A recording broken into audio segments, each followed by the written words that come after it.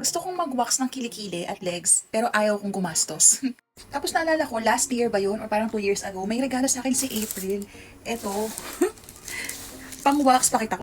Ito siya, waxing machine. Never ko tong nagamit. Kita nyo naman bagong-bago pa, 'di ba? Tapos may kasama ng mga ganito rin, wax beads. Ayan. Tapos may mga ganitong stick. I think this is spatula. So, ayun guys, search ko kung paano siya gamitin. Tapos, maliligo muna ako, of course, bago ako mag-wax. Update ko kayo later. And ayun na nga po, let's start this waxing thing.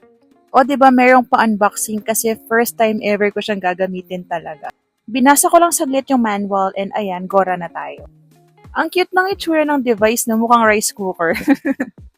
So ayan, tunawin lang natin yung wax beads at yung temperature ng waxing device na to is low, medium, and high. Tinry ko nung una yung low tsaka medium pero nabagalan ako kaya ginawa ko ng high.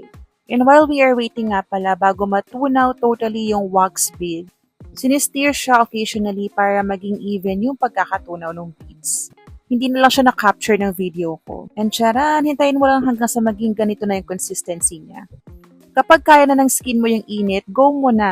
Kasi mawawalan siya ng dikit kapag pinatagal mo pa. And opo, you don't have to tell me, maitim ang kilikili ko, pero wala na akong pakialam ngayon. I just wanna be confident with my own skin. Bakit ba?